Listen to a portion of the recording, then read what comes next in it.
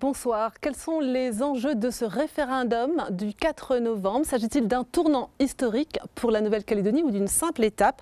C'est le débat que nous vous proposons ce soir dans cette émission spéciale Questions à venir. Une émission réalisée à la bibliothèque universitaire de Nouville. Et nous aurons des experts qui seront avec nous. Ils sont juristes, économistes, historiens et anthropologues. Ils répondront aussi aux questions du public qui est avec vous, Shaima Riahi. Shaima, bonsoir. Bonsoir Valérie. Effectivement, un public composé de 13 jeunes Calédoniens de Nouméa et de la Brousse. Ils sont étudiants à l'université ou jeunes à la recherche d'un emploi, suivis par la MIJ, la mission d'insertion des jeunes de la province sud. Ils ont entre 18 et 26 ans, de sensibilités politiques différentes. Tous ont suivi la campagne référendaire avec attention et ce soir, ils ont des questions pour nos experts. Et on vous suivra donc tout au long de cette émission, Shaima, avec ce public. Du public et des invités pour comprendre les enjeux de ce référendum. Bonsoir, Jeanne Adrian. Bonsoir. Alors, je rappelle, vous êtes juriste, spécialiste de droit public. Vous êtes également enseignante ici à l'université. Samuel Gorouna, bonsoir. Bonsoir.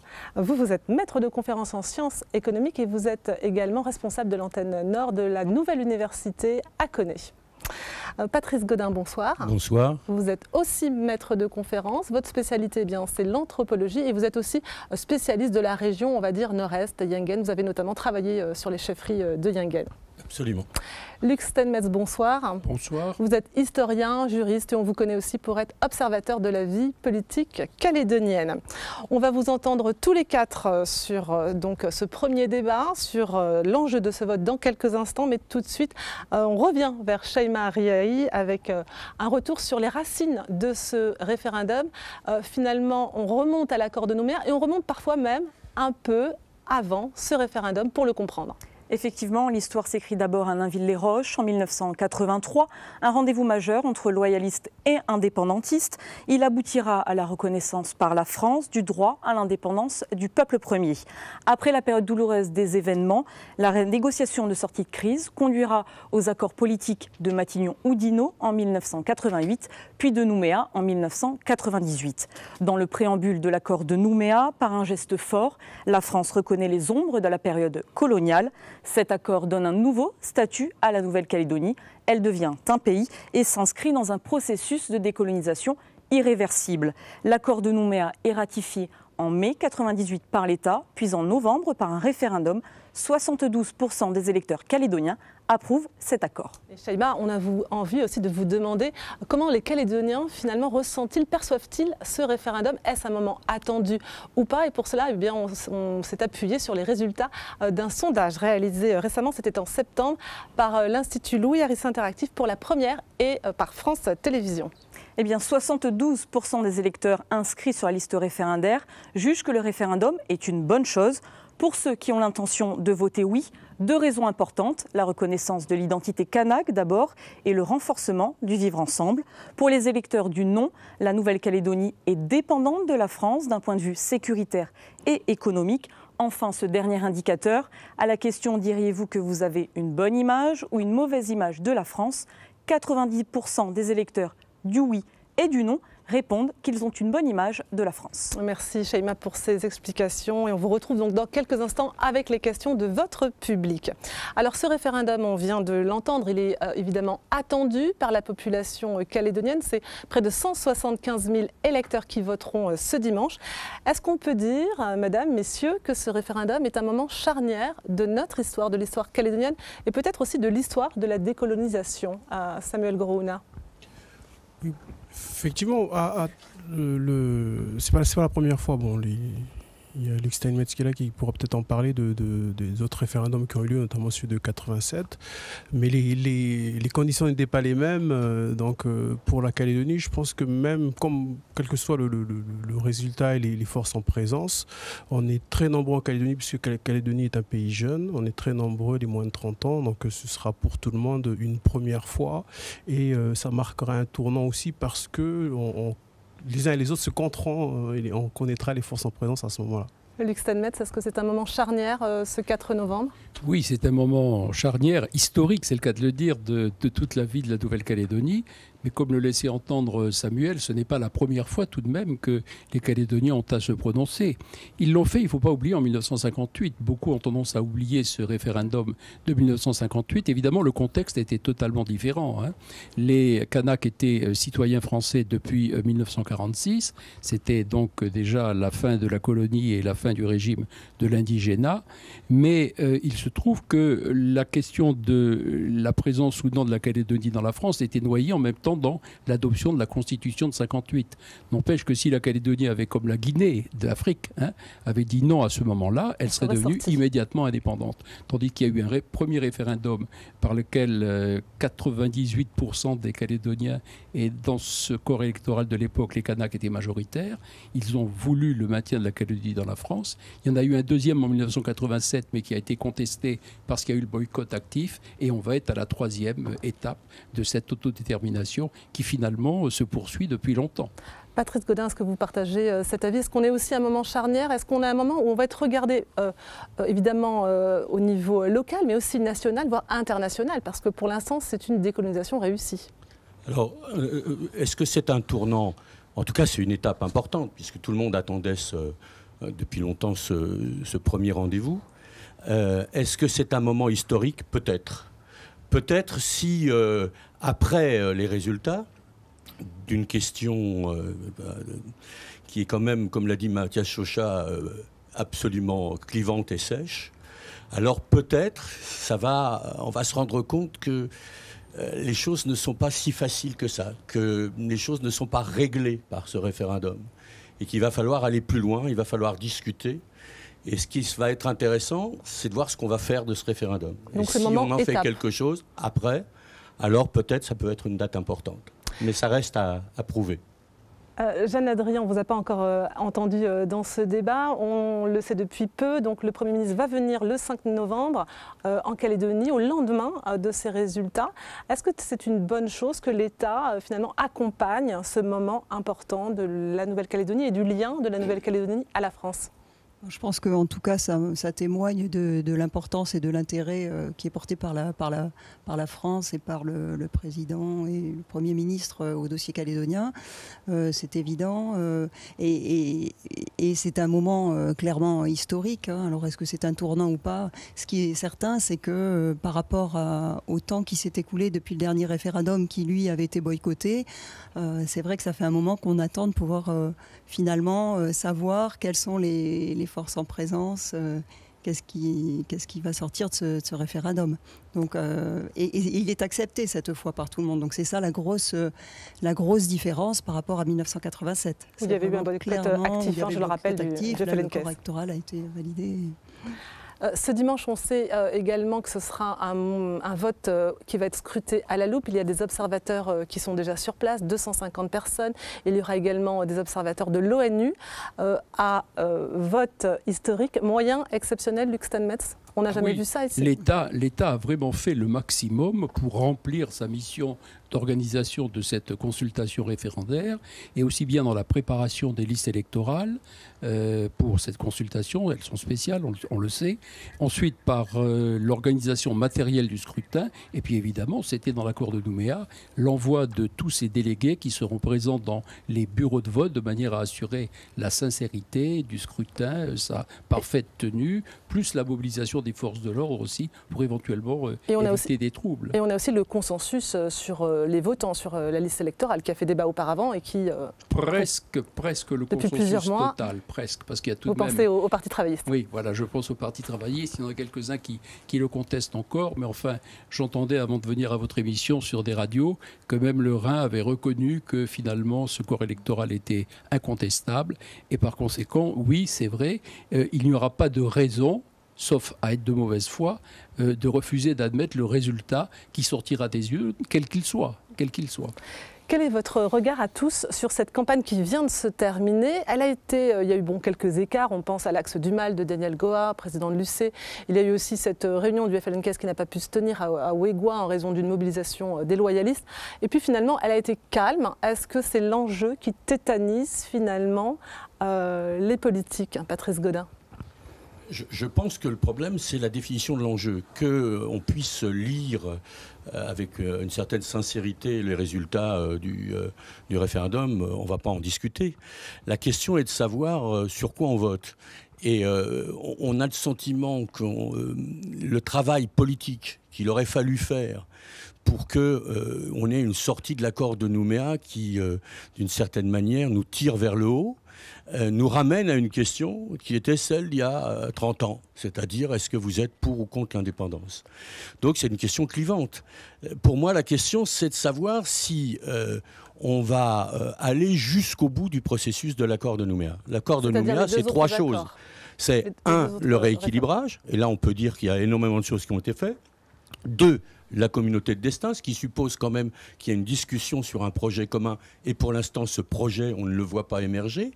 Et on ne voit pas émerger parce qu'il y a aussi le problème de la décolonisation. Et pour l'instant, de décolonisation, l'accord de Nouméa n'a pour moi que le nom.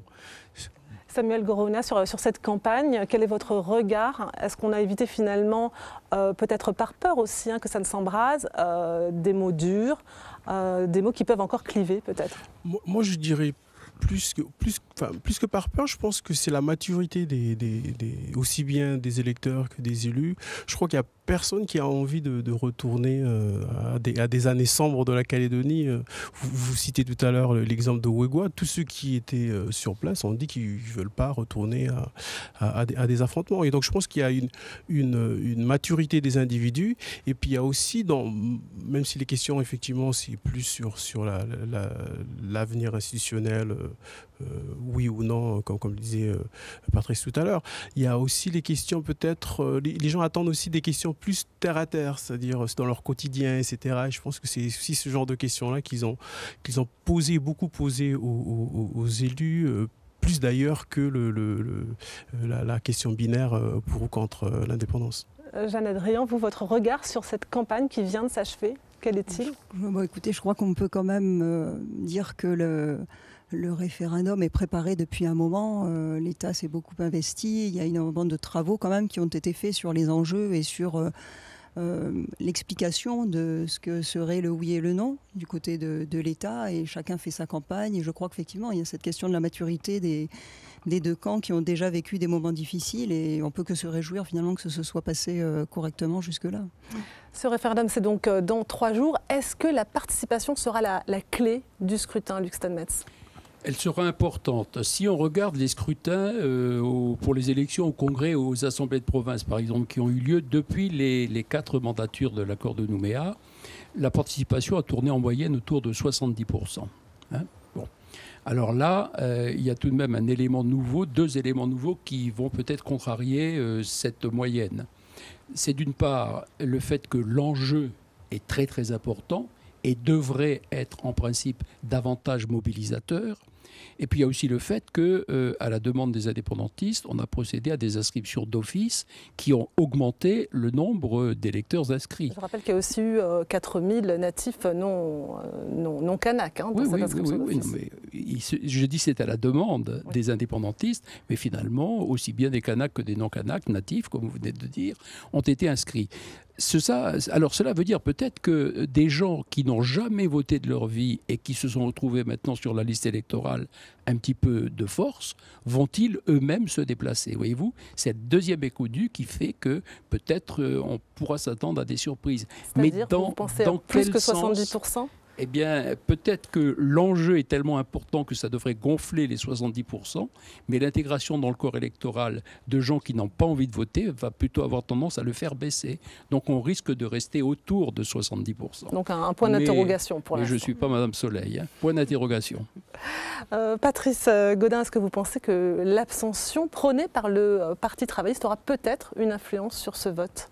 Je pense qu'elle en aura une. Après, elle est difficile aujourd'hui à mesurer.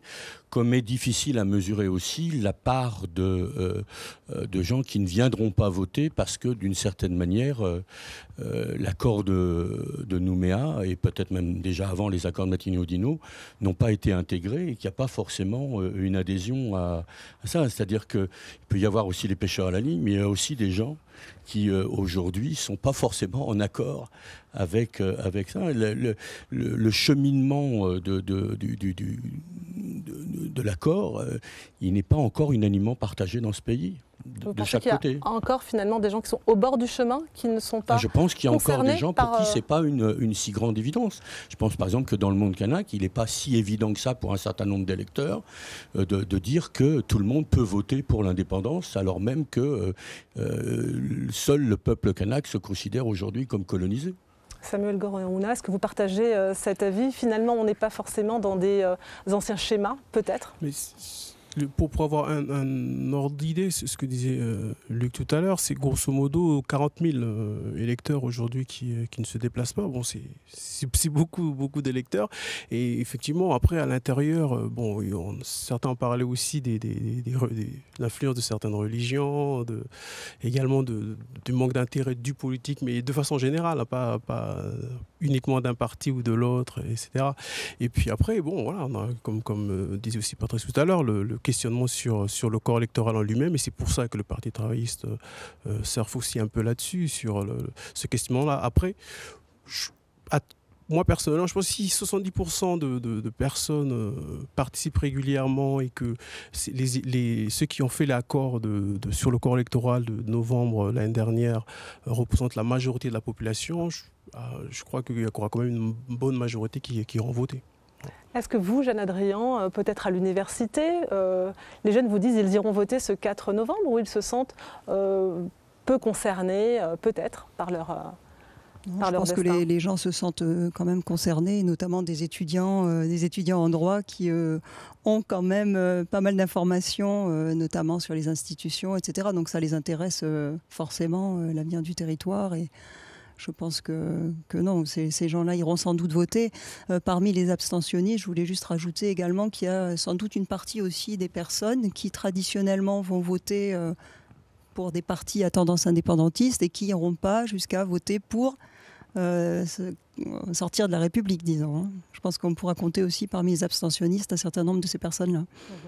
En cas de victoire massive du non, est-ce qu'il n'y aura pas une interrogation ensuite sur la mouvance indépendantiste et sur le leadership? Alors bien sûr, on est dans l'hypothèse, mais dans ce cas-là, est-ce que le mouvement indépendantiste devra peut-être se repenser de l'intérieur? Patrice Gaudin?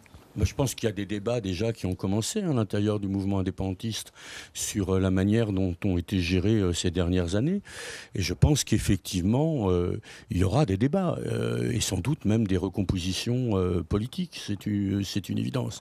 Moi, ce qui me paraît le plus important, en tout cas, c'est qu'après ce référendum, avec les résultats qui seront ceux-là, on ne considère pas que le processus est arrêté.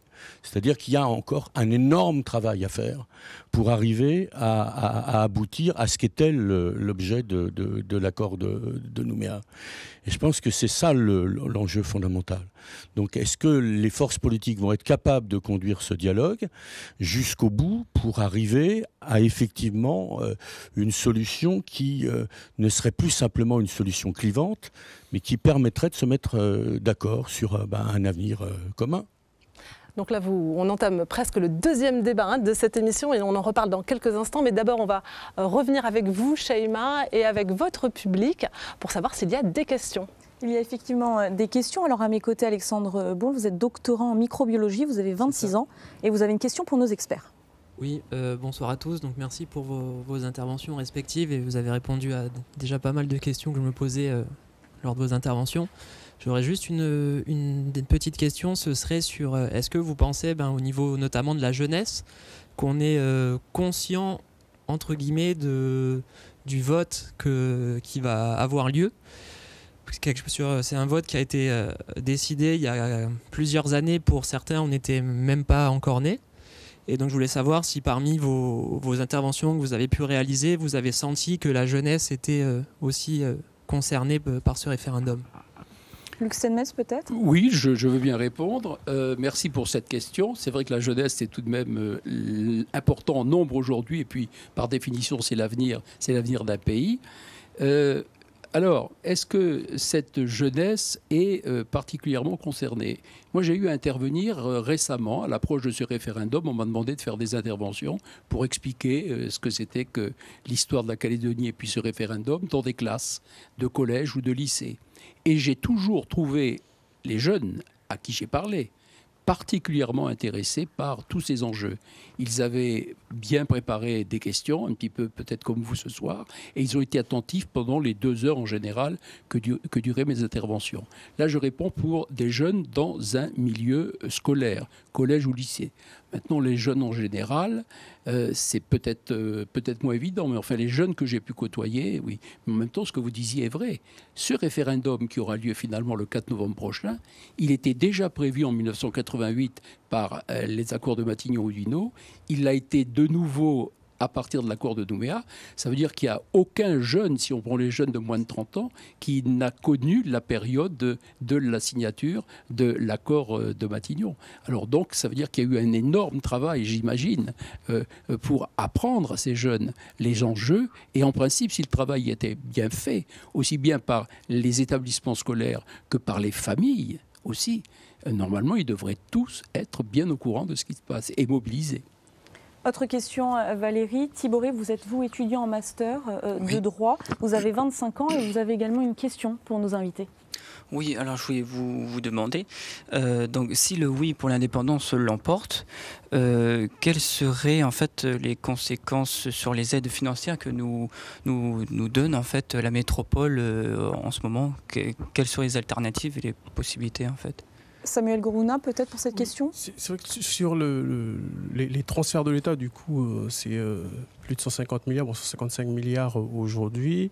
Les chiffres, les uns et les autres le connaissent, c'est grosso modo 16% du PIB.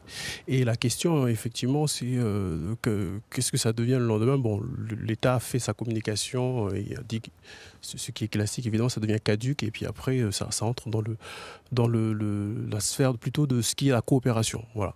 Après, c'est en termes de coopération, quelles sont les possibilités? Il faut avoir en tête que la Calédonie est en moyenne un pays plutôt riche. Si vous prenez le PIB par habitant de la Calédonie, c'est supérieur à plusieurs régions et à de nombreuses régions en France métropolitaine, dans l'Hexagone. Et si en plus vous enlevez l'Île-de-France, vous êtes en moyenne supérieur à toutes les régions et toutes les provinces de l'Hexagone. Et donc du coup, ça veut dire que la partie aide au développement qui est classique, que font les États dans d'autres pays de l'Asie, de l'Afrique, etc., ce serait très difficile d'avoir des aides financières de ce côté-là. C'est plus sur la coopération. Après, la coopération, elle pourrait être à plusieurs niveaux, évidemment. Là, on ne peut pas... c'est plus les élus sur le moment venu qui décideront, mais ça peut être des choses militaires, des aspects d'éducation, de francophonie, etc. Mais ça, c'est l'aspect coopération, aussi bien avec l'État français, évidemment, ce qui est sur le partenaire naturel, et puis les autres régions. Après ça, c'est les dirigeants, le moment venu, qui décideront de cela. Patrice Gaudin, vous souhaitez peut-être réagir? Oui, je pense qu'il faut faire attention à cette question dans le sens où on a tendance à la poser de façon caricaturale en termes de tout ou rien. Il me semble que le problème, c'est celui de la négociation de rapports un peu différents avec la France. Et il me semble qu'il faut se convaincre que indépendance ou pas indépendance, de toute façon, il y aura une renégociation du lien économique avec la France. On ne peut pas imaginer, même si c'est non à l'indépendance, que la France va continuer à abonder comme ça au budget systématiquement. Il y aura forcément, à un moment ou à un autre, une reconsidération de la manière dont les choses se passent. Et c'est pas parce qu'il y a l'indépendance ou qu'il y aurait l'indépendance que forcément, du jour au lendemain, tout s'arrête. On peut imaginer simplement de changer la manière dont les rapports sont pensés. Et je suis sûr que pour une partie des indépendantistes, c'est pas en termes de tout ou rien, c'est en termes de modification du type de rapport qu'on va, en termes contractuels, quel nouveau contrat on peut mettre en place sans pour autant abandonner le lien avec la France. On peut simplement le renégocier, le repenser selon d'autres modalités. Luc Selmès, vous êtes d'accord avec ce que vient de dire C'est-à-dire que j'apporterai une toute petite précision. Ce qu'a dit Samuel Gorovna tout à l'heure, c'est juste en ce qui concerne le montant de l'aide de la métropole, 155 milliards en gros. Mais il faut préciser que c'est hors défiscalisation. Or, la défiscalisation, elle entre dans beaucoup de choses en Nouvelle-Calédonie. On peut citer des exemples récents. Le financement des Airbus d'Air Calin, des ATR de Air Calédonie, domestiques. Récemment, on l'a appris il y a 2 jours, l'hôtel de Wajrabé à Lifou. Ça veut dire que ça représente en définitive beaucoup plus que ces seuls 155 milliards. C'est vrai qu'il y a aussi dans ces 155 milliards ce qui correspond à des dépenses régaliennes de l'État. Elles ne sont pas nécessairement les mêmes en cas d'indépendance. Mais maintenant, le Premier ministre l'a bien dit dans la communication du gouvernement, c'est que ces aides seront caduques en cas d'indépendance et elles relèveront ensuite de négociations au titre de l'aide publique au développement.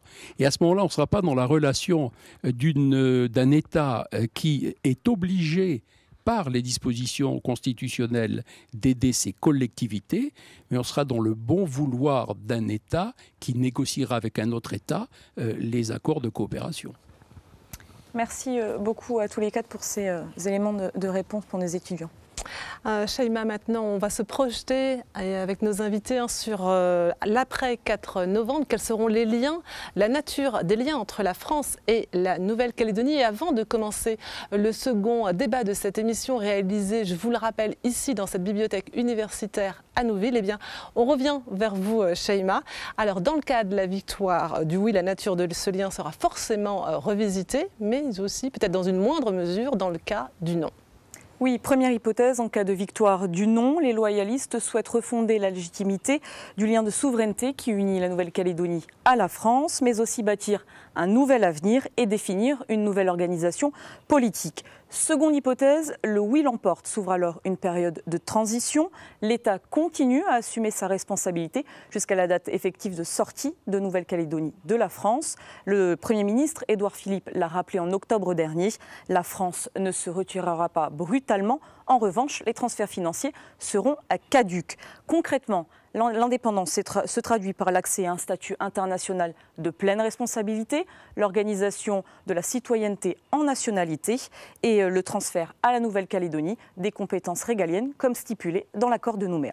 Et Shaima, justement, quel est l'état des lieux, l'état d'avancée finalement de ces transferts de compétences de la France vers la Nouvelle-Calédonie? Eh bien, depuis l'accord de Nouméa, 12 grandes compétences ont été transférées par l'État à la Nouvelle-Calédonie, mais leur mise en œuvre n'est pas encore totalement achevée. Tout commence en 2004 avec le droit du travail et l'enseignement du premier degré, puis il faut attendre 2011 avec le transfert des affaires maritimes, dernier transfert en date, la sécurité civile en 2014. Aujourd'hui, il ne reste plus que les compétences de l'article 27, l'audiovisuel, l'enseignement supérieur, le contrôle de l'égalité des provinces et le contrôle financier de toutes les collectivités.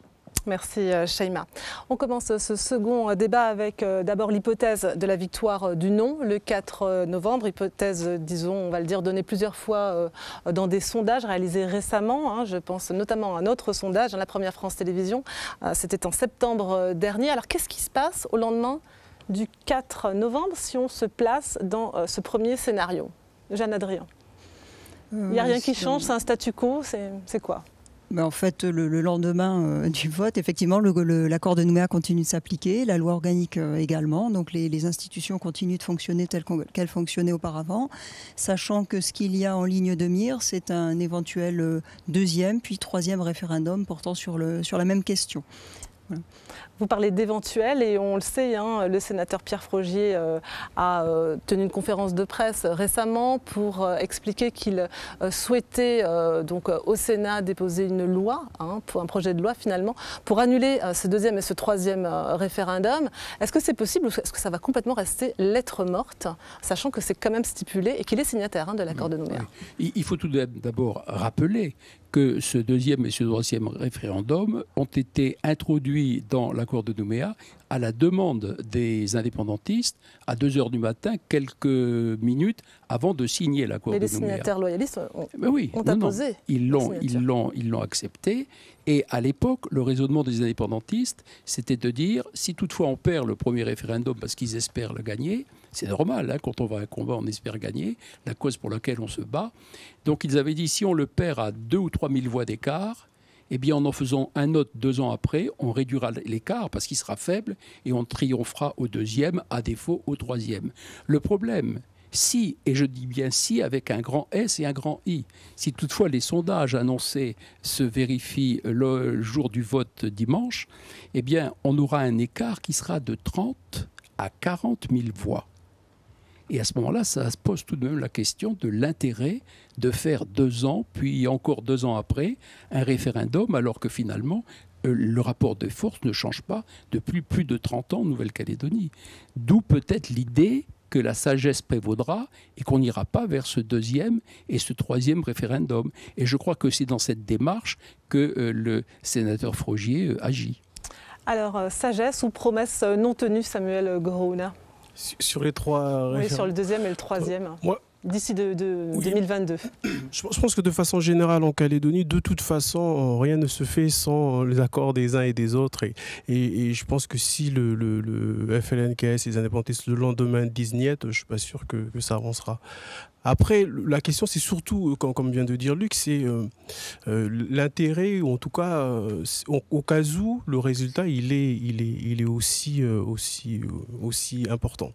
Donc après, à partir de là, bon, ça c'est la discussion, on n'est pas dans ce débat-là, mais je ne suis pas sûr dans quelle mesure est-ce que même à 30%, je ne suis pas sûr que cela vacille beaucoup, en tout cas dans leurs décisions, etc.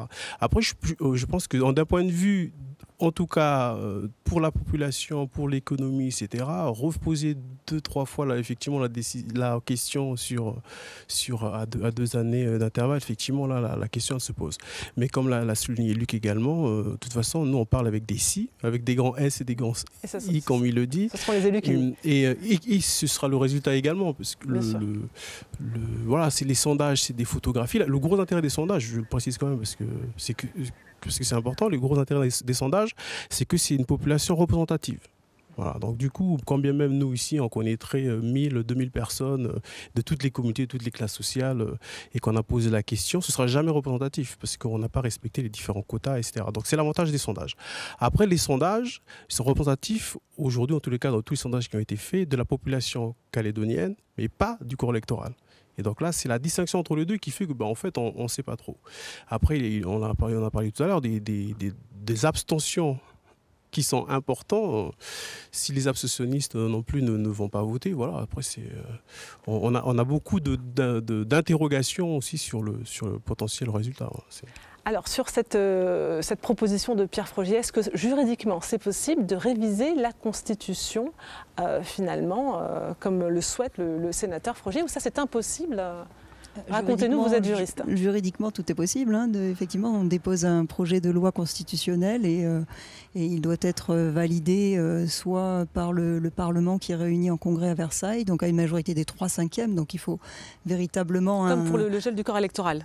Oui, ou effectivement, ou donc il peut être également soumis au référendum national. Dans ce cas-là, il évoquait la possibilité de rajouter cette modification de la Constitution dans le train de réforme actuelle de la Constitution. On n'a pas entendu Patrice Gaudin qui semblait... pas franchement d'accord, je crois avec l'avis de Luc Steinmetz. On peut toujours effectivement juridiquement modifier les choses, mais enfin, je veux dire, ici, on est dans un partenariat, c'est-à-dire on a signé des accords. Alors, quelles que soient les conditions dans lesquelles ces accords ont été signés, on imagine bien qu'à partir du moment où il y a un des partenaires qui va vouloir tout d'un coup réviser les choses, ça ne va pas se passer comme ça. Et on ne peut absolument pas imaginer que même si le non l'emporte, il va éteindre la revendication indépendantiste kanak, laquelle ne dépend pas simplement de l'accord de Nouméa, mais renvoie effectivement à un droit qui est reconnu au niveau international d'autodétermination des peuples. Donc, tant que les Calédoniens n'auront pas eu un débat de fond, tant qu'on n'aura pas eu un débat politique sur ce qu'on va construire, quels sont les compromis qu'on est capable de faire, tant qu'on n'aura pas fait ce travail-là, on va toujours être le tout ou rien, ou etc., et des vainqueurs et des vaincus. On voit bien qu'on s'achemine avec ce type de discours, on s'achemine à des affrontements. Patrice et Gaudin, personne vous ne appelez souhaite ça. un nouveau consensus finalement, ou à des nouvelles discussions, peut-être après ce référendum, ou peut-être Je vais après citer pour une les fois deux Roger autres. Galliot qui disait l'autre jour de façon Donc, simple, c'est il faut les qu'à un moment donné, les gens se mettent autour d'une table et qu'ils discutent et qu'ils arrivent à trouver un compromis. C'est ce compromis qui manque aujourd'hui. On a eu une campagne politique avec des gens qui se sont mis tardivement à construire cette campagne, qui d'un côté proposent un schéma qui est celui de l'indépendance, avec lequel on a tout à fait le droit de ne pas être d'accord, mais ne pas être d'accord pour l'indépendance, c'est pas un projet politique. Quel est le projet politique pour ce pays? Quelles sont les idées qui vont permettre d'unir les gens? Quelles sont les idées qui vont permettre de faire que des gens qui aujourd'hui sont opposés sur un certain nombre de problèmes politiques vont pouvoir malgré tout construire une communauté de destin? C'est là l'enjeu. Justement, Jean-Jacques Urvoas, qui est l'ancien garde des Sceaux, je le rappelle, proposait la solution d'État fédéré. Est-ce que ça c'est possible? Là encore, je crois qu'il y aurait impossibilité pour l'instant dans la Constitution, juridiquement, mais Jeanne Adrian, est-ce qu'on nuirait à l'indivisibilité finalement de la nation française avec cette possibilité d'État fédéré? Alors juste pour répondre à la question, ma réponse n'était que juridique. Juridiquement, effectivement, on peut tout faire. Après, le fait de savoir si le texte allait être adopté, l'État a quand même depuis toujours essayé de respecter les deux parties. Donc un consensus local serait sans doute nécessaire pour qu'un projet visant à annuler finalement ce qui est prévu dans l'accord de Nouméa et qui a été constitutionnellement intégré avec valeur constitutionnelle, ça c'est une autre question. Alors on entend, mais alors sur cette proposition de Jean-Jacques Urvoas, qu'est-ce que vous en pensez, vous, par exemple, sur l'État fédéré, qui pourrait être un compromis finalement? Alors, entre les deux positions, maintenant la France et indépendance. Alors, cette proposition interviendrait en effet dans le cadre d'un non, parce qu'on se situe dans le cas où, finalement, on garde le lien avec la France, dans le cadre d'un État fédéré. Si on peut replacer dans le contexte de l'étude qui a été faite par messieurs Jean Courcial et monsieur Soukramanian, ils ont effectivement pu mettre en avant 4 modèles d'État qui pourraient être oui, ça va du statu quo à l'indépendance pure et simple. Et l'État fédéral serait un petit peu ce qu'il a appelé lui, l'autonomie élargie. Donc on est dans un cas où on aurait un système fédéral. Effectivement, on peut se poser la question de savoir si ce n'est pas une solution qui pourrait satisfaire les deux parties, dans la mesure où l'État fédéral est un État qui permet la constitution d'un État. La Nouvelle-Calédonie deviendrait un État avec sa propre constitution, son organisation des pouvoirs, l'adoption de lois comme elle le fait déjà. Mais donc il y a une forte avancée, sachant que néanmoins on maintient le lien avec la France dans le cadre d'un État qui serait un État fédéral avec un État fédéré, donc une forme un petit peu bizarre, d'État fédéral asymétrique, comme on peut trouver par ailleurs. Dans tous les cas, est-ce qu'il faudra être imaginatif pour l'après? Et là, je me tourne vers Samuel Gorouna. Mais je crois que le cas de la Calédonie, de toute façon, n'entre dans aucune case. Je ne suis pas juriste, mais vu toutes les exceptions à la règle qu'on a faite, et pour être dans le titre 13, etc., effectivement, là, logiquement, dans l'unicité de l'idée jacobienne de la chose, vous avez un seul peuple, un seul parlement qui vote des lois, etc. Dans le cadre maintenant avec l'accord de Nouméa, etc., il n'y a pas un peuple français, mais un peuple français et le peuple kanak. Il n'y a pas une seule entité du coup, un parlement qui vote des lois. Il y a aussi la Calédonie et le Congrès qui votent des lois. On a déjà fait des exceptions. Bon, voilà, et donc moi je pense que, et dans un cas comme dans l'autre, je pense que de toute façon, la Calédonie, après ces 30 années de préparation, etc., dans un sens comme de l'autre, je pense que de toute façon, les juristes vont se creuser la tête pour trouver des solutions adaptées qui permettront d'avoir un cas particulier pour la Calédonie et la relation particulière qu'elle aura avec la France. Oui, mais c'est sûr que pour Metz. prolonger ce que disait Jeanne Adrian, c'est que si toutefois le fédéralisme était la solution pour fonder les rapports d'une Calédonie qui aurait décidé de rester dans la France, on se situe bien dans ce cas-là. Cet État fédéré Nouvelle-Calédonie, il faudrait d'abord que l'État, la République, accepte de nouer des rapports de fédéralisme avec une de ses collectivités d'outre-mer, mais ça voudrait dire que cet État fédéré, il resterait un État de droit interne. Il ne serait pas un État de droit international, il n'aurait pas de siège à l'ONU, etc. La deuxième hypothèse de M. Urvoas, c'était l'État associé. Alors là, c'est une autre affaire. Oui, ça serait un État indépendant qui s'associerait éventuellement avec la France. Alors on n'a pas évoqué quand même la deuxième hypothèse, c'est celle du oui, et c'est important. Si demain les Calédoniens votent oui le 4 novembre, comment ça se passe? Alors Patrice Gaudin, vous n'avez pas forcément tout le réseau, on va dire, politique, mais pour vous, est-ce que par exemple une indépendance en Nouvelle-Calédonie, eh bien, ça serait, disons, compliqué, notamment parce qu'il y aurait une période de transition et on ne sait pas pour l'instant combien de temps elle va durer. On est un peu dans le flou, alors bon. Je crois que ce pays, s'il le décidait, aurait les moyens de son indépendance. Et la question pour moi qui se pose, c'est celui du lien social, celui du contrat social que les gens vont être capables de signer. On est aujourd'hui en permanence en train de cultiver cette espèce d'antagonisme culturel et social qui dure depuis maintenant des décennies.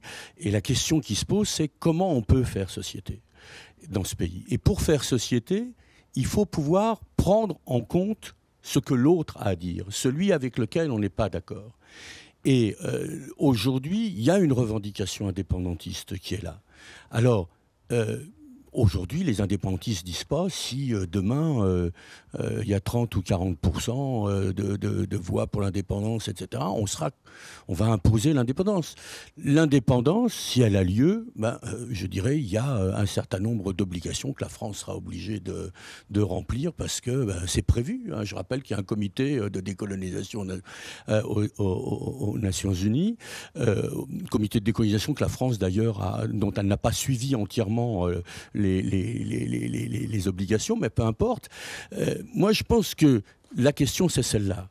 Donc, s'il y a une indépendance, de toute façon, il a toujours été dit que cette indépendance serait une indépendance multiculturelle, que ça serait une indépendance sur un modèle républicain, démocratique, social, laïque. D'une certaine manière, il y a une culture républicaine qui existe aussi chez les leaders indépendantistes, et je ne vois pas de quoi on a peur, sauf, bien entendu, à systématiquement vouloir faire peur, dire que cette indépendance, elle serait pas viable, alors qu'on a expliqué qu'il y a bien entendu un certain nombre de problèmes économiques, mais ils ne sont pas insurmontables. Aujourd'hui, il y a des moyens dans ce pays pour vivre. Est-ce que les Calédoniens peuvent se faire confiance aussi, un peu? C'est la question. Justement, sur l'économie, Samuel Gorouna, est-ce qu'on est prêt, finalement, sur les transferts financiers? On en a parlé déjà dans cette première partie de débat, mais est-ce qu'on est prêt à faire ça? Est-ce que notre économie est armée, en dehors de tout idéal? Oui, mais c'est ce que je disais un peu tout à l'heure. La Calédonie est considérée aujourd'hui comme un pays plutôt riche. Un PIB par habitant, c'est proche de la Nouvelle-Zélande. Je l'ai dit, c'est supérieur à la moyenne des provinces de France, excepté l'Île-de-France. Pour donner un ordre d'idée, la Calédonie, c'est dans les années 80, c'est 100 milliards de PIB. Aujourd'hui, c'est quasiment 1000 milliards. On est en 2016 à 983 milliards de PIB. Et en comparaison, vous prenez la Polynésie française, 2016, c'est 570 milliards de PIB, quasiment 2 fois moins. Avec des transferts de l'État en Polynésie qui sont à plus de 180 milliards. Donc c'est pas vos transferts de l'État qui font votre richesse, évidemment, c'est votre économie. C'est l'économie, voilà. Si vous prenez les Comores, c'est pareil. C'est pas parce que vous êtes... Là, les Comores appartiennent à la France, qu'ils sont à 200 milliards de PIB. Donc c'est évidemment que les économies sont difficilement comparables. L'économie calédonienne bénéficie de son industrie, de l'industrie du nickel, de son industrie locale et évidemment d'autres secteurs d'activité qui font qu'aujourd'hui, l'économie calédonienne produit quasiment 1000 milliards de PIB alors que la Polynésie est à 500 et quelques. Et bon, je cite l'exemple parce que c'est souvent un exemple qui est donné dans les différents débats. Bon, c'est normal, c'est la campagne, mais qui sont absolument incomparables. C'est le Vanuatu, par exemple, ils sont à 80 milliards. 80 milliards, c'est le PIB de la Calédonie des années 70. Voilà. Et encore une fois, c'est... Mais vous ne répondez pas, Samuel Gros-Rouna, à la question. Est-ce que finalement, nous, notre tissu économique, en dehors de ces transferts et en dehors du PIB, puis qui dépend évidemment de ces transferts, est-ce que notre économie est armée pour un pays qui serait indépendant demain ? Mais moi, je dirais la question, elle est aussi différente. C'est quel niveau de vie les gens veulent et quel PIB par habitant. Moi, je fais que le PIB par habitant, mais bon. Ce que je veux dire par là, c'est que n'importe quel pays, n'importe qui veut être indépendant, il veut être souverain quand il veut. Et c'est pas à nous. Là, il faudrait simplement accepter d'être un peu moins, d'avoir un niveau de vie moins élevé. C'est bien ça. Et pas forcément, parce que vous prenez si du jour au lendemain, effectivement, si vous enlevez un peu ou beaucoup, voire l'exemple qui est parfois donné, c'est l'Algérie, c'est moins 70% du coût des transferts financiers, en tout cas des aides financières sur 8 ans. Voilà, bon. Si les transferts baissent, etc., ok, mais toutes les indépendances dans le Pacifique et dans les autres pays, évidemment, le Vanuatu, quand il prend son indépendance, c'est 11 milliards de PIB. Aujourd'hui, c'est plus de 80 milliards, ils sont à 7 à 8 fois plus riches. Vous prenez Fidji, c'était pareil, ils prennent l'indépendance, aujourd'hui, ils sont plus de 20 fois plus riches. Vous prenez Papouasie-Nouvelle-Guinée, c'est pareil, aujourd'hui, ils sont 14 fois plus riches, etc. etc. Donc ils ont progressé finalement depuis... Tout le monde progresse, mais ça c'est normal, c'est pas une question liée à indépendance ou pas indépendance. Ce que disait, on parlait un peu tout à l'heure des jeunes, on a essayé à l'université de faire quelques colloques l'année dernière, et c'est Bertram qui expliquait bien ça, qui est économiste à l'université Victoria de Wellington, qui expliquait justement que c'est pas riche avant l'indépendance et pas riche après. En tout cas, c'est pas l'indépendance qui fait que les pays sont pas riches, c'est leur trajectoire. Ok, il y a certains pays, Fidji ça marche pas parce que ça progresse tout le temps, mais vous avez certains pays comme le Vanuatu où ça stagne 2-3 ans et ça repart. Pareil pour les îles Salomon, ça stagne un peu, ça repart, etc. Donc c'est pas... entendu. C'est pas forcément une question. On a entendu. Shaima, vous êtes avec des étudiants donc tout au long de cette émission. Là, j'imagine c'est leur avenir qui se joue. Est-ce qu'ils ont des questions pour nos experts ? Notamment des questions économiques. C'est le cas de Grégory Wawala-A. Vous avez 21 ans, vous êtes étudiant en licence de droit et vous interrogez sur ces questions économiques notamment. Une simple question, c'est... La France aujourd'hui, comme on a dit, participe à 15% du PIB. Est-ce que dans l'éventualité d'un non à l'indépendance, est-ce que l'État réduira ces transferts-là, puisque comme on dit, la Nouvelle-Calédonie est un pays très riche, avec 1000 milliards de PIB. Est-ce que l'État va revoir ces 155 milliards et est-ce que ces 155 milliards, est-ce qu'elles ne sont pas gonflées simplement par l'indexation et est-ce que l'indexation est-ce que ça se justifie encore aujourd'hui en Nouvelle-Calédonie ? Alors, je ne sais pas si rapidement, simplement, moi, c'est un peu ce que disait tout à l'heure Patrice. Et le président Macron l'a dit au début d'année également, on ne peut pas avoir l'autonomie fiscale, etc., et puis avoir la solidarité en même temps de l'État central. Et donc, ce qui n'est pas vrai pour les autres est vrai pour la Calédonie, exceptionnellement. Pourquoi ? Parce qu'on est dans une processus de décolonisation, et les transferts qui sont accompagnés, Jeanne pourra l'expliquer mieux, c'est l'accord de Nouméa qui fait que vous avez l'État accompagne la Calédonie, même en transférant des compétences comme l'enseignement secondaire, etc.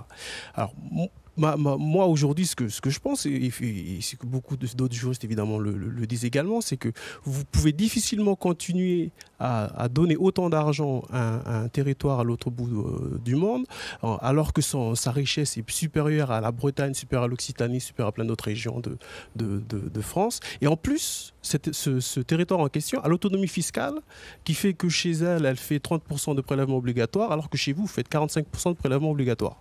Et donc, du coup, vous prélevez plus en étant endetté à 100% dans votre pays, enfin dans votre pays, en tout cas dans l'Hexagone, et que vous donnez comme ça, même si sur l'échelle des dépenses de façon générale dans l'Hexagone, 1 milliard et quelques d'euros sur plus de 1600 milliards de dépenses publiques, et effectivement, c'est une goutte d'eau pour l'État. Jeanne Adrian, peut-être, oui. Simplement pour dire que l'autonomie fiscale, la Calédonie l'a depuis fort longtemps et l'État subventionne entre guillemets la Nouvelle-Calédonie aussi depuis un certain nombre d'années. Et je pense que compte tenu du fait qu'on, comme le disait monsieur en face tout à l'heure, on n'est pas allé jusqu'au bout du processus de l'accord de Nouméa, tout n'a pas été mis en place. Je ne pense pas, et on n'a jamais entendu dire que l'État réduirait ses transferts. Alors, c'est écrit dans l'accord. Ça pourrait... C'est écrit dans l'accord de Nouméa. que l'État accompagne la Calédonie, accompagne les transferts, et c'est pour ça qu'il y a la dotation gratuite. Absolument. Donc il me semble que l'État continuerait de subventionner dans l'accord de Nouméa et même par la suite les transferts de compétences qui restent à venir, parce que tout n'a pas été transféré. Luc Stanlès, pour compléter. Oui, très rapidement. On a l'air de considérer que l'État aide la Nouvelle-Calédonie uniquement parce qu'il y a l'accord de Nouméa. Mais je vous signale qu'en métropole, entre l'État, une région, un département ou une commune, lorsqu'il y a un transfert de compétences, l'État est en même temps obligé de transférer les moyens financiers qui permettent à la collectivité d'assurer cette compétence. Ça, c'est une première remarque. La deuxième remarque, c'est celle qu'a posée ce jeune homme tout à l'heure, lorsqu'il a demandé finalement si on pourrait imaginer que l'État ne continuerait pas à payer autant. C'est en gros ce que vous avez voulu dire. Alors, admettons qu'il décide de le faire.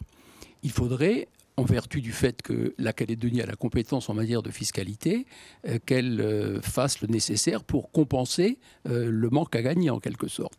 À ce sujet, je vais donner quelques chiffres.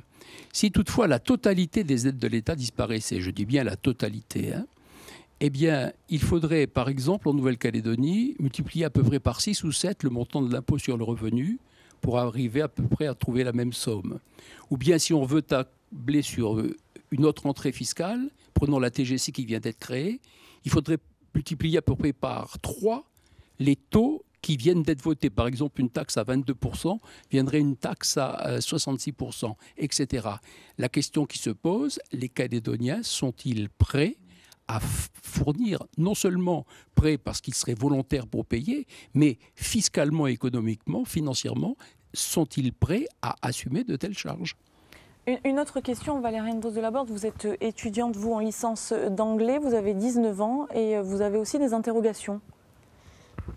Moi, je voulais savoir, vous parlez de comment ça se passerait après le départ de la France si, disons que le résultat serait positif à l'indépendance de la Nouvelle-Calédonie.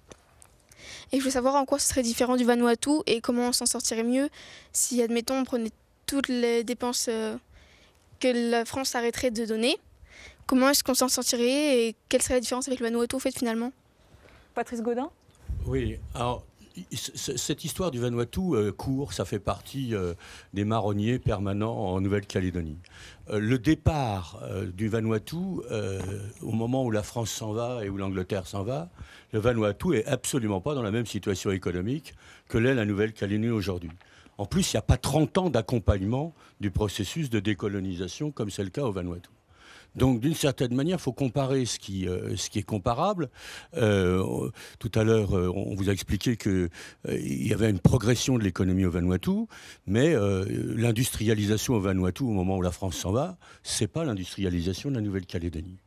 Par ailleurs, la Nouvelle-Calédonie, tout à l'heure, on parlait de fiscalité, mais il y a un autre problème, c'est il y a une réforme fiscale globale à penser à l'intérieur de ce pays, et cette réforme de la fiscalité, bien entendu, elle n'a pas été faite. Donc si, bien entendu, on reste, comme l'a dit M. Steinmetz, dans le même système, peut-être qu'on peut avoir des effets absolument aberrants, mais on n'est pas obligé de rester dans ce système-là.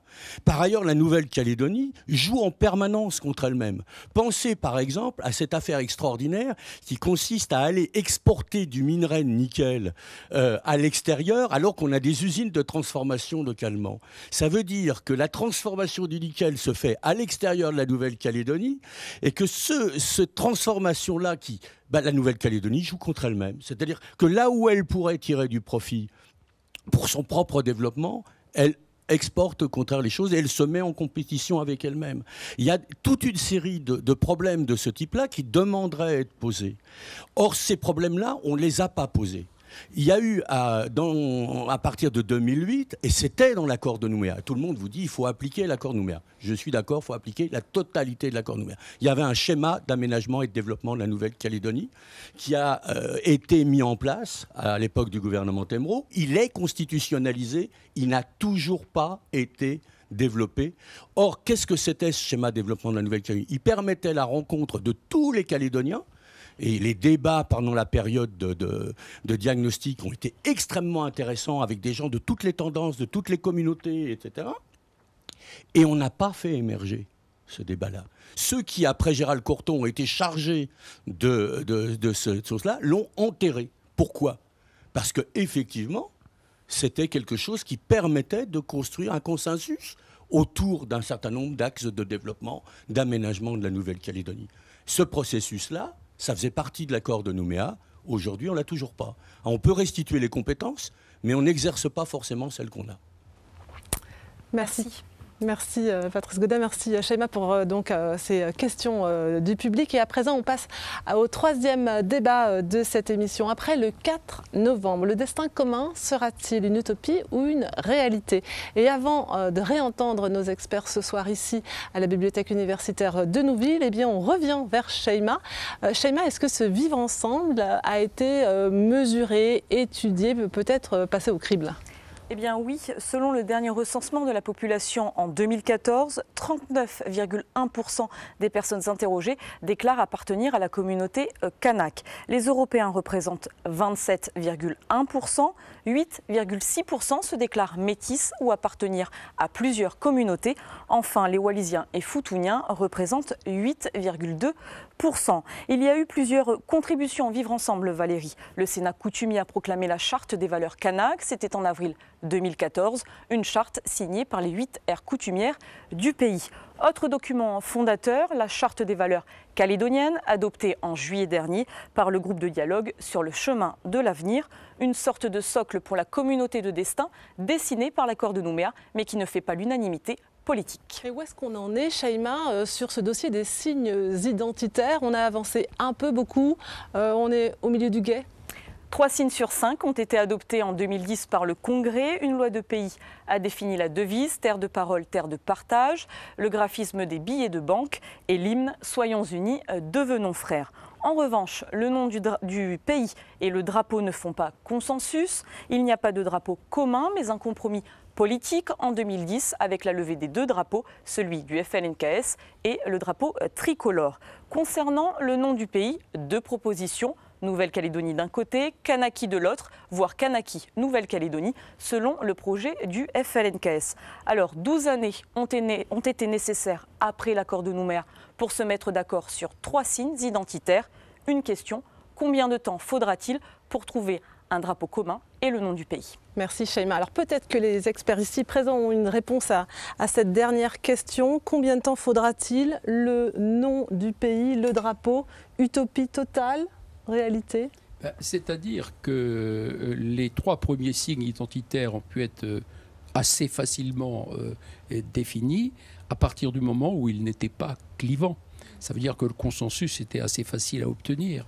Tandis que sur le nom du pays et sur le drapeau, c'est forcément clivant. Parce que dans un cas, il y a le synonyme de l'indépendance, et dans l'autre cas, il y a le synonyme du maintien dans la France.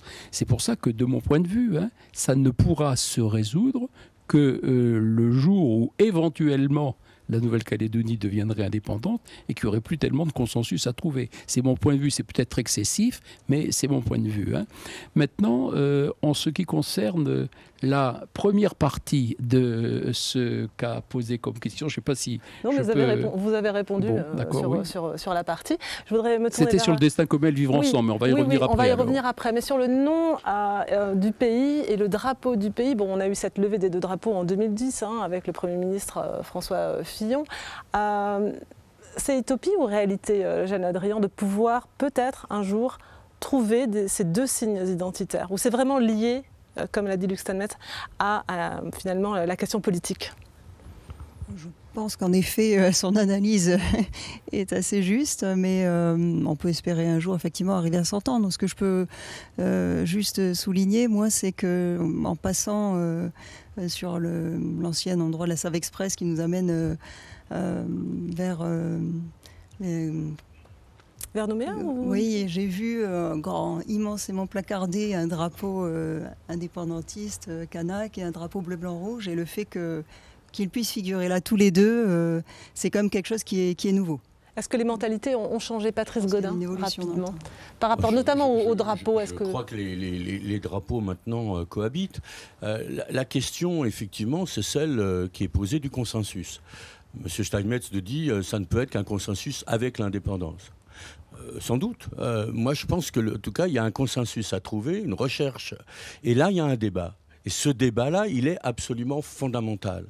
Et je crois qu'effectivement, je ne sais pas si c'est l'indépendance pure et simple qui permettra d'établir ce consensus, mais qu'il ne pourra y avoir de communauté de destin que dans la mesure où, pour construire ce devenir commun, on prendra en compte le phénomène de décolonisation. Michel Rocard, au moment où il y avait eu les élections présidentielles, était venu soutenir Jospin, et à la salle Verret, dans un meeting organisé à l'époque par l'USTKE, avait dit « Nous sommes pour une décolonisation sans transfert de souveraineté ». C'est une sorte de définition qui identifie la décolonisation seulement avec un aspect de la décolonisation, qui est celui d'instruire des droits égaux à l'intérieur de la société. Mais il y a le problème, effectivement, de la constitution de la souveraineté. La Nouvelle-Calédonie ne répond pas, comme l'a dit tout à l'heure notre ami. On peut donc se poser la question de inventons, bon sang. On n'est pas obligé de systématiquement adopter toutes les solutions préfabriquées. C'est-à-dire qu'on enlève les modèles, on enlève les... Mais je pense que si les Calédoniens, et notamment les forces politiques qui sont prêts au dialogue, veulent se mettre autour d'une table et discuter avec les gens avec lesquels ils ne sont pas d'accord, et essayer de rechercher un compromis pour construire ce devenir commun, il va falloir à un moment donné répondre à cette question. Moi, je n'ai pas la réponse, ce n'est pas à moi à la donner, mais il me semble qu'on peut être inventif. Et qu'on peut justement, parce qu'on a, comme l'a dit Samuel, on a jusqu'à maintenant fait toute une série d'exceptions. Mais je ne vois pas pourquoi on ne pourrait pas continuer à avoir des exceptions. Alors, il suffit de se donner les moyens de les négocier. Une note d'espoir, on l'entend, il faudrait être imaginatif peut-être sur ces signes identitaires, mais on va aussi s'interroger sur la société calédonienne. Comment vous la voyez, vous, aujourd'hui, après 20 ans d'accord de Nouméa, 30 ans d'accord de Matignon? Est-ce qu'on est dans une société, on va le dire, multiculturelle ou plutôt communautariste? Samuel Gorouna, je crois que la question, vous l'avez travaillée. Non, mais moi, j'ai surtout ce qu'on montre. Bon, je suis désolé, moi, je suis économiste, donc effectivement, je l'ai dit tout à l'heure, dans les années 80, on était à 100 milliards de PIB, aujourd'hui on est à 1000 milliards. Après, dans quelle mesure est-ce que ça a profité à tout le monde? Parmi la décolonisation, les principes et les dispositifs qui ont été mis en place pour la décolonisation, il y a le rééquilibrage. Bon, effectivement, on a fait beaucoup d'efforts dans l'éducation. Mais une réponse courte. Alors, société multiculturelle ou communautariste? C'est ça. Pour moi, il y a aussi l'équité, l'égalité. Si vous avez le même drapeau, le même, je sais pas, l'hymne, etc., mais qu'il y en a qui sont dans des squats et d'autres qui sont, voilà, donc forcément, on peut difficilement avoir le sentiment d'appartenir à une même société, ou en tout cas ne pas se sentir exclu. Voilà, la société calédonienne a beaucoup progressé, ça, faut être clair là-dessus. Après, les inégalités perdurent et c'est ça qu'il faut continuer à travailler. Alors on va demander à Jeanne Adrien, est-ce que justement ces inégalités sociales constituent un frein sur le chemin du destin commun ? Oui, je pense qu'effectivement, là, oui, il faut que l'on arrive à avancer dans ce pays. C'est effectivement sur cette question des inégalités sociales. Qu'est-ce qui vous choque, vous, par exemple, aujourd'hui là-dessus? C'est de voir qu'il y a encore un certain nombre d'inégalités. Je pense qu'on a extrêmement progressé sur les 30 dernières années, mais on se rend compte qu'effectivement, tout le monde n'est pas dans la même situation. Il y a eu, comme dans toutes les économies qui se développent, des gens qui en ont largement profité, notamment avec cette économie florissante pendant la période du boom du nickel. Mais tout le monde n'en a pas progressé et profité de la même manière. Donc il y a encore du chemin à faire de ce côté-là. Luc Selmès, est-ce qu'on est dans une société à deux vitesses, avec finalement des clivage? Je voudrais d'abord rappeler une règle simple, c'est que l'égalité n'est pas dans la nature. À partir de là, quand il y a des inégalités, il faut bien sûr les combattre. Et je trouve que beaucoup de choses ont été faites tout de même, il faut le reconnaître, pour réduire ces inégalités. Mais là, il y a des Mais clivages on n'arrivera jamais à quelque chose de parfait et il reste des clivages qu'il faut combler. Mais je voudrais quand même revenir sur un point précis pour défendre Michel Rocard, le père des accords de Matignon tout de même. Parce que lorsqu'il est venu ici pour la signature de l'accord de Nouméa, ou après qu'il a défendu Lionel Jospin, il a dit en effet qu'on pouvait imaginer une décolonisation décolonisation sans souveraineté, sous-entendu sans accession de la Nouvelle-Calédonie à l'indépendance, à la pleine souveraineté. Là, on est en train de refaire le deuxième débat, mais vous, sur le vivre ensemble, pourquoi c'est important? Mais pourquoi c'est important? Pourquoi c'est important? Je tiens à le dire, c'est que l'accord de Nouméa et l'ONU, les résolutions de l'ONU, considèrent que l'indépendance n'est pas obligatoirement l'achèvement d'une décolonisation après autodétermination. Je rappelle tout de même, parce que c'est important, la résolution 2625 de l'Assemblée générale de l'ONU en date du 24 octobre 1970 considère que pour employer le terme, un territoire non autonome est décolonisé après autodétermination. Dans 2 cas, c'est l'indépendance. Dans 2 cas, c'est le maintien dans la France. Mais on voudrait vous entendre, Luc Steinmetz, sur ce vivre ensemble. Alors, ce vivre ensemble, il est officiellement dans l'accord de Nouméa appelé le destin commun. Finalement, le destin commun, vivre ensemble, c'est exactement la même chose.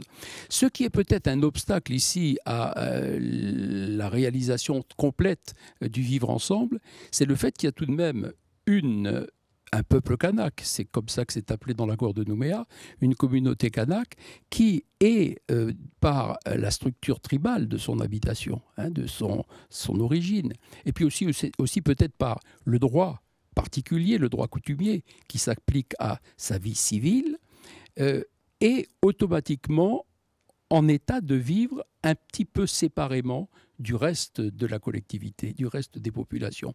Donc je crois que c'est peut-être un des facteurs... On parle de clivages sociaux, là, notamment sur le vivre ensemble. Oui, écoutez, moi je trouve qu'il y a eu beaucoup de progrès. Voyez-vous, lorsque j'étais moi en classe terminale, il y a beaucoup de jeunes qui sont là. C'était au milieu des années 1960, ça remonte donc au siècle dernier. Eh bien, il n'y avait qu'un seul Mélanésien dans ma classe de terminale. C'était Éloi Machoro, au passage. J'étais même son voisin de table, voyez-vous. Eh bien, aujourd'hui, vous allez dans un lycée et vous regardez une classe de terminale, vous avez parfois jusqu'à un tiers, voire la moitié de Kanaks présents dans les salles. Alors, si ce n'est pas une preuve que les choses ont évolué, c'est quand même quelque chose qu'il faut dire. Samuel Gorouna, vous avez entendu les propos de Luc Steinmetz sur la société qui... Je relativiserai sur la culture kanak. Sur la culture kanak, je vais laisser Patrice répondre sur le sujet. Mais je reviens sur ce qu'il vient d'indiquer sur la formation. Très clairement, il y a eu des progrès, les collèges et les lycées, qui ont été créés, etc.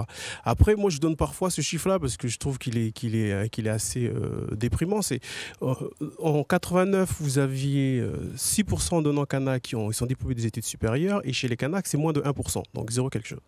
En 2014, c'est le dernier chiffre de recensement, on a chez les non-Kanaks 28% de personnes diplômées du supérieur, et chez les Kanaks, c'est 5%. Donc ça veut dire qu'en 30 ans, on a rattrapé les non-Kanaks d'il y a 30 ans. Donc après, voilà, des progrès ont été faits, certes, dans l'absolu, mais comme tout le monde faisant des progrès, donc effectivement, là, les écarts restent importants. Après, sur ce qu'a dit M. Steinmetz, c'est si vous prenez par filière, bon, on n'a pas les statistiques. Après, vous avez certains comme l'UGPE qui font les statistiques. Mais si vous prenez, ça dépend si vous allez dans une terminale S ou si vous allez dans une terminale, dans une autre terminale, ça dépend. Donc, tout le monde ne s'est pas approprié les différents types de formations, etc. etc. Puis, je ferai juste, il y a la formation d'une part, puis je pense qu'il ne faut pas le nier.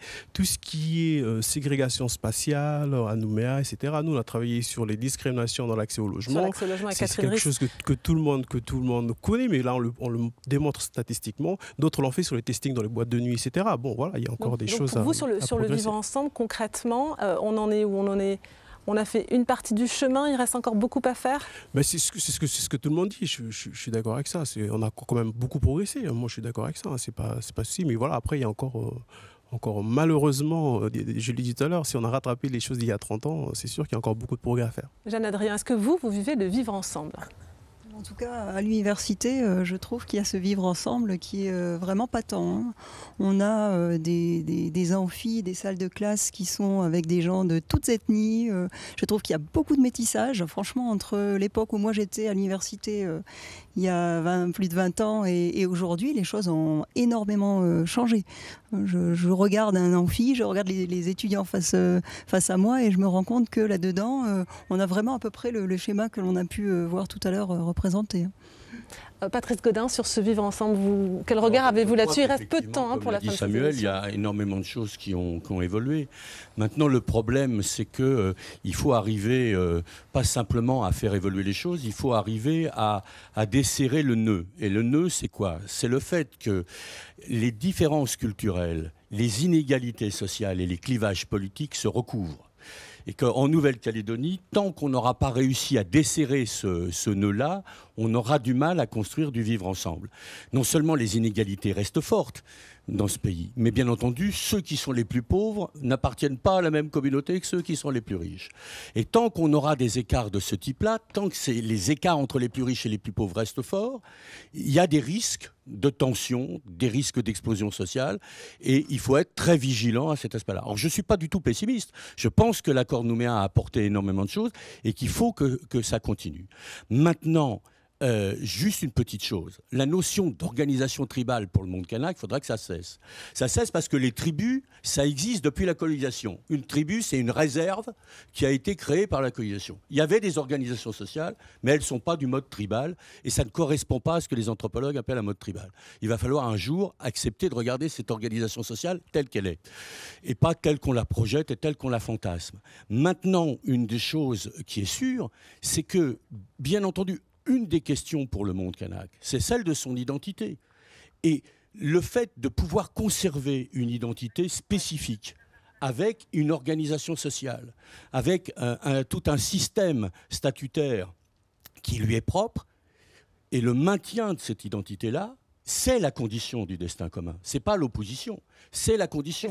On ne peut pas imaginer, effectivement, qu'on aille vers une indépendance où le peuple kanak, dans l'état actuel, accepterait d'être noyé. Merci Patrice Gaudin. On va se retourner maintenant vers Sheima pour prendre le pouls finalement de ces étudiants avec leurs questions, et puis vous pourrez répondre, les experts, assez rapidement sur cette nouvelle partie d'émission. Oui, effectivement Valérie, de nombreuses questions sur le vivre ensemble. On va commencer par vous, Lorenzo Casovimois. Vous avez 21 ans et vous êtes à la recherche d'un emploi. Oui. Et vous, le vivre ensemble, c'est finalement pas trop une réalité? Ben justement, je venais par rapport à ça, c'est par rapport au métissage. Parce que ça peut rester une grosse inégalité pour beaucoup de personnes. Et donc du coup, que ce soit pour le oui ou pour le non, est-ce qu'il y aura des changements par rapport au métissage? De comment on nous voit, quoi, en quelque sorte. Luc Steinmetz ? Je ne sais pas si je suis compétent pour répondre, mais moi, à titre personnel, je ne vois pas de cas qui permettrait de dire que vous seriez marginalisé. C'est un petit peu ça votre crainte, semble-t-il, hein. Moi, j'ai aucune raison d'imaginer que parce qu'on est métis, on sera marginalisé. La société calédonienne, elle est finalement multiple, et que le vivre ensemble, c'est accepter chacun avec ses différences. C'est une des originalités qui est une différence, c'est le métissage, mais qui est très important entre plusieurs ethnies d'ailleurs, hein. C'est pas forcément, on a tendance tout de suite à penser au métissage entre Européens et Kanak, mais il y en a tellement d'autres que finalement c'est une des composantes de la société calédonienne. Donc je ne vois pas en quoi des métis pourraient se sentir menacés selon l'une ou l'autre réponse qui sera donnée par les populations de Calédonie dimanche prochain. Éric Payjan, métis également, étudiant à l'université, et vous interrogez aussi sur cette notion de destin commun et de vivre ensemble. C'est ça, je rejoins un peu l'avis de Lorenzo, malgré qu'à l'université, je suis toujours présent, on voit beaucoup de ce vivre ensemble. C'est naturel chez nous, les étudiants, on ne se pose pas la question. Même des fois, je croise des Mélanésiens qui croisent leurs amis wallisiens ou même d'une autre ethnie et qui disent « Salut mon frère ». Mais moi, en fait, j'aimerais aussi vous poser une question précise.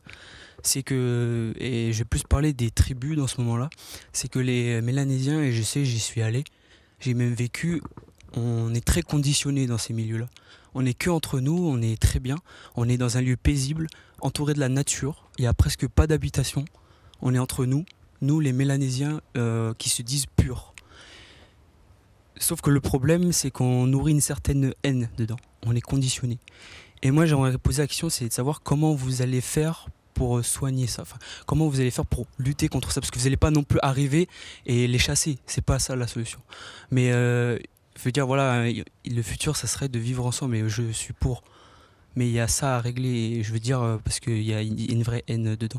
Merci Eric. Patrice Gaudin, est-ce que vous pouvez répondre à Eric Païdjan? Oui, je crois que le problème du métissage, c'est que c'est pas le problème du métissage, c'est le problème de la société et des clivages de la société. C'est-à-dire que des gens vont, du fait même de leur histoire familiale, du fait même de leur naissance, vivre intensément les clivages qui sont ceux de la société. C'est-à-dire que à l'intérieur du monde kanak, même si l'enfant vit à la tribu, on lui rappellera que il n'est pas complètement kanak. On dira c'est un blanc ou celui-ci du blanc, et que de l'autre côté, même si on dit que on a une population calédonienne qui est métisse, on s'aperçoit que le métissage ne constitue pas un réel brassage culturel et un véritable, je dirais, une sorte de mouvement de synthèse des identités qui restent extrêmement clivées à l'intérieur de ce pays.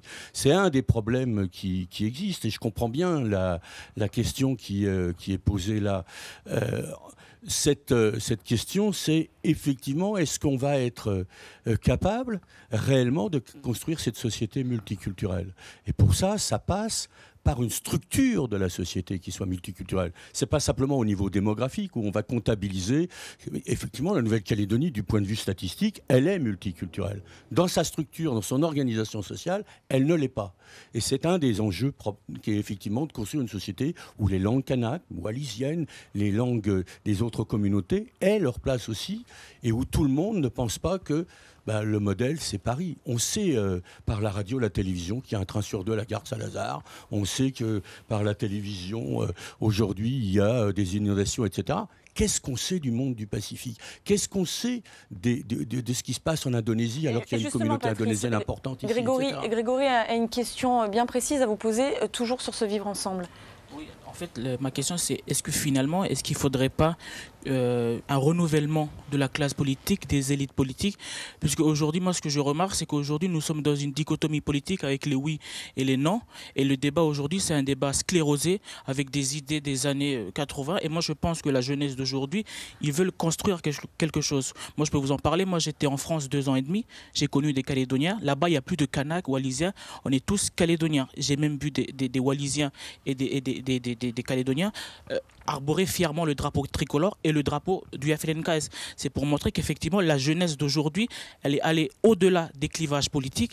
Et justement, à mon sens, que si, par exemple, pour les compromis sur le drapeau et le nom du pays, je pense qu'il faudrait un renouvellement de la classe politique pour mettre en place des jeunes qui pensent qu'ils sont allés au-delà des clivages politiques, et je pense que c'est le seul moyen que les vieux d'avant laissent la place aux jeunes pour eux, parce que ce sera eux l'avenir du pays. Sur le renouvellement politique, Luc Steinmetz? Eh bien oui, mais à ce moment-là, ça sera cette jeunesse, lorsqu'elle aura le bulletin de vote au moment des élections, qui interviendront plus tard, de petit à petit mettre en place une nouvelle classe politique. Mais ce que je retiens dans ce que vous venez de dire, c'est vrai, les gens qui la plupart du temps raisonnent, et c'est vrai aussi bien du côté indépendantiste que non indépendantiste, mais peut-être plus que du côté indépendantiste encore, ils sont en train de bâtir un projet d'avenir qui est en grande partie avec des origines qui remontent aux années 60, 70, 80. Et c'est vrai qu'il faut peut-être essayer d'adapter le raisonnement politique et envisager l'avenir compte tenu du fait qu'on est maintenant au XXIe siècle et qu'on est même déjà dans un XXIe millénaire qui est déjà bien avancé. Autre interrogation avec vous, Kevin Fauchy. Vous avez 23 ans et vous êtes à la recherche d'un emploi et vous avez également des questions pour nos experts. Oui, bonjour. En fait, ma question, c'est si le oui l'emporte, qu'est-ce qui va se passer après pour tous nos jeunes du territoire? Kevin s'interroge sur cette question de la jeunesse et de l'après 4 novembre. Je pense que la question elle est large. Je sais pas trop quoi répondre. Moi, ce que je pense, c'est que vu tous les transferts et vu que la société calédonienne depuis 30 ans, tout le monde vit ensemble malgré les inégalités, les ségrégations, etc. Moi, je n'ai pas l'impression qu'il y aurait un retour vers d'autres choses plus sombres des années 80 ou antérieures. Et excusez-moi, je vais rebondir, mais plutôt sur l'autre question, c'est je trouve parfois, il faut se l'appliquer à tous. Moi, je n'ai pas l'impression d'être très vieux, donc je me considère comme jeune aussi. Mais c'est vrai qu'on dit toujours les aînés, enfin les élus, c'est toujours les mêmes, ça fait 40 ans, c'est les mêmes, etc. etc. Mais après, il faut prendre la place aussi. Enfin, qui c'est qui va entrer dans les partis, qui c'est qui... voilà, il faut avoir aussi... Oui, voilà, mais si c'est fermé... Qui vous interdit de faire autre chose que les mêmes partis, que les mêmes... etc. Il faut prendre la place aussi. Vous souhaitez réagir ? Non, moi, je suis pas d'accord avec ce qui est dit parce que en théorie, oui. La théorie est toujours plus rose, mais en pratique, c'est pas ce qui se passe. Là, les Calédoniens, les jeunes notamment, comme l'a souligné mon camarade, il est vrai que bon, le politique aujourd'hui met en œuvre, par exemple, les visites des jeunes de congrès. Ça, c'est pour faire joli. Enfin, moi, je suis pas d'accord. Moi, je suis pas d'accord parce que là, il est vrai qu'on a une bureaucratie qui se met en place. Les élus qui sont en place, ils veulent rester à leur place. Moi, je suis pas d'accord avec ça. Et nous, enfin, moi, je me sens calédonien, mais je suis arrivé ici il y a 14 ans. Donc, je peux pas voter, mais je me sens plus calédonien que mon frère kanak. Donc, moi, je voudrais justement que ça change et que les élus prennent compte que cette mentalité-là de bureaucratie, il faut que ça arrête, il faut que ça change. Ce que vous dites, c'est que vous n'êtes pas d'accord avec le fait que eux puissent laisser la place, c'est ça ? Non, justement, ils restent ancrés, ils restent enracinés dedans. Il faut que ça change. Oui. Mais là, il n'y a pas encore cette mentalité-là. Il n'y a pas ce vouloir. Est-ce que ce que j'ai pas compris... Rapidement, s'il vous plaît, Samuel Gorouna. Oui, en une phrase, Samuel. Mais du coup, ça veut dire quoi ? Ça veut dire que vous ne pouvez pas y accéder, c'est ça ce que... Voilà, c'est ça. Enfin, on est là, mais eux, ils restent là. D'accord, ils font, c'est un miroir, d'accord. Ils le font semblant. On entend maintenant la parole de ces jeunes sur cet avenir politique. Finalement, on a entendu Samuel Gorouna leur dire prenez votre place. On aurait le temps de faire un autre débat là-dessus, mais c'est déjà la fin de cette émission. Et en tous les cas, merci beaucoup à Sheima avec tous les étudiants qui étaient présents, également les travailleurs qui sont venus apporter leur parole dans ce débat. On a parlé des relations entre la Nouvelle-Calédonie et la France, du destin commun, évidemment de ce 4 novembre et de l'enjeu de ce scrutin. Merci à nos 4 experts qui ont pris de leur temps et qui étaient là ce soir ici dans cette bibliothèque universitaire à Nouville. Et on va se quitter avec un rendez-vous parce qu'évidemment le référendum, ce sera à suivre sur la première. Ce sera dimanche avec résultats, analyses, réactions politiques, envoyés spéciaux dans les 3 provinces. Donc le rendez-vous est pris dimanche à 18h sur la première. En attendant, très belle soirée à tous, évidemment sur notre chaîne. Aïe, aïe, aïe.